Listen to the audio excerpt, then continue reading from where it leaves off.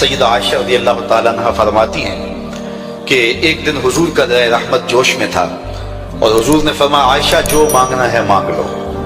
میں نے عرض کی یا رسول اللہ اگر آپ اجازت دیں تو میں اپنے باپ حضرت ابو بکر صدیق رضی اللہ تعالیٰ عنہ سے مشورہ نہ کر لوں کہ میں نے کیا مانگنا ہے؟ تو فرمایا کہ جاؤ مشورہ کر لو، مشورے کی اجازت بھی ہوگی۔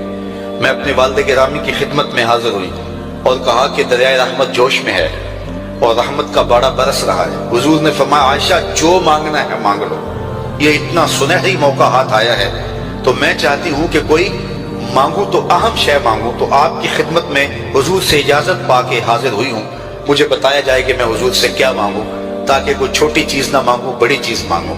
تو حضرت ابو بکر رضی اللہ تعالیٰ عنہ نے فرمایا کہ بیٹا حضور سے جا کے کہنا کہ معراج کی خلوت خاص میں اللہ نے آپ سے جو راز کی باتیں کی تھی ان باتوں میں سے ایک بات بتا دو۔ مانگا بھی تو علم مانگا، اور عائشہ میرے سے وعدہ کرو جو حضور بتائیں مجھے بھی آگے بتانا ہے۔ ام المومنین حاضر خدمت ہو گئیں۔ حضور نے پوچھا عائشہ مشورہ ہو گیا؟ کہا جی حضور ہو گیا۔ کہا مانگو کیا مانگتی ہو؟ کہا حضور معراج کی خلوت خاص میں جب اللہ کے حضور حاضر ہوئے رب نے آپ سے راز کی باتیں کی تو ان باتوں میں سے ایک بات بتا دیں۔ حضور مسکرا پڑے۔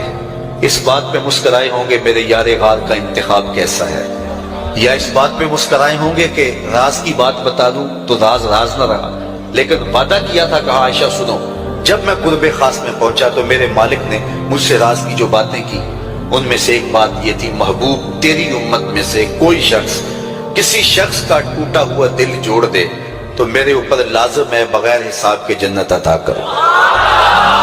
ام المومنین بہت خوش ہوئی اور اپنے والد گرامی سیدنا ابو بکر صدیق رضی اللہ تعالیٰ عنہ کے پاس آئیں اور ساری کہانی سنائی، بہت خوش تھی۔ لیکن حضرت ابو بکر صدیق رضی اللہ تعالیٰ عنہ نے سنا تو رونے لگے۔ تو ام المومنین سیدہ عائشہ رضی اللہ تعالیٰ عنہ نے عرض کیا میرے والد گرامی یہ بات رونے والی تو نہیں ہے، ہم بسا اوقات کسی دکھی کے کام آ جاتے ہیں، کسی کا دکھڑا بیٹھ کے سن لیتے ہیں، کسی کی ڈھارس بنا دیتے ہیں، کسی کے کام آ جاتے ہیں، یہ تو بخشش کا بہانہ ہاتھ آ گیا اور آپ اس پہ رو رہے ہیں۔ تو فرمانے لگے عائشہ اس کو معکوس بھی پڑھو، تصویر کا دوسرا رخ بھی دیکھو۔ اگر کوئی شخص کسی کا ٹوٹا ہوا دل جوڑ دے تو بغیر حساب کے جنت میں جائے گا، اس کا دوسرا رخ یہ ہے اگر کوئی کسی کا دل توڑ بیٹھے تو سیدھا جہنم میں جائے گا۔ میں اس بات پہ رو رہا ہوں کہ ہم سے کسی کا دل نہ ٹوٹ گیا ہو۔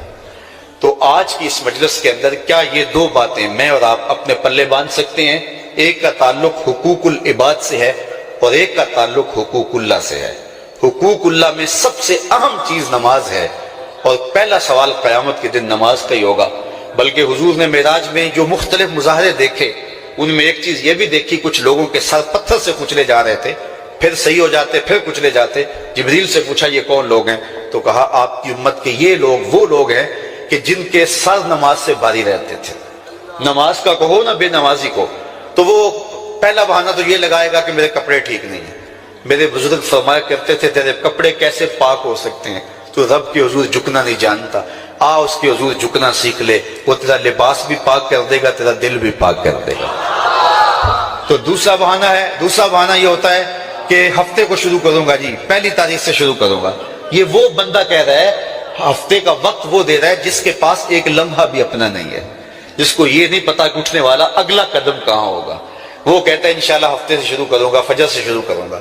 میاں اللہ کے حضور بلاوا 5 وقت ہمیں آتا ہے، حی علی الصلاۃ حی علی الفلاح۔ کتنے بدبخت ہیں کہ جو اس پکار پہ اٹھ کے اس کے حضور حاضر نہیں ہوتے۔ 5 گانا نماز شعار زندگی بنا لو، اور ہم یہ پکا عزم مصمم کر کے اٹھیں، اتنے زور سے ہم ارادہ کریں کہ شیطان بھاگ جائے، ہماری ہوا سے بھی بھاگ جائے۔ یہ تو اتنے پختہ ارادے کے ساتھ عزم کر کے جو ہے وہ آج ارادہ کر کے یہاں سے نکلے ہیں کہ وہ فجر کے وقت ہمیں بہکانے میں کامیاب نہ ہو، ادھر اذان پکارے ادھر ہم دوڑتے ہوئے اللہ کے گھر کی طرف پلٹ آئیں۔ ہم یہ عزم کریں کہ آج کے بعد نماز نہیں چھوڑیں گے۔ اللہ مجھے آپ کو 5 گانا نماز کی توفیق نصیب کرے، اور ہمیں توفیق نصیب کرے کہ ہم کسی کے دل شکستگی کا سامان نہ کریں۔ ٹوٹے ہوئے دل جوڑ سکیں تو ضرور جوڑیں، اور کسی کا دل توڑنے سے ہم گریز کریں اور اپنی زندگی کو ایک خوبصورت پیغام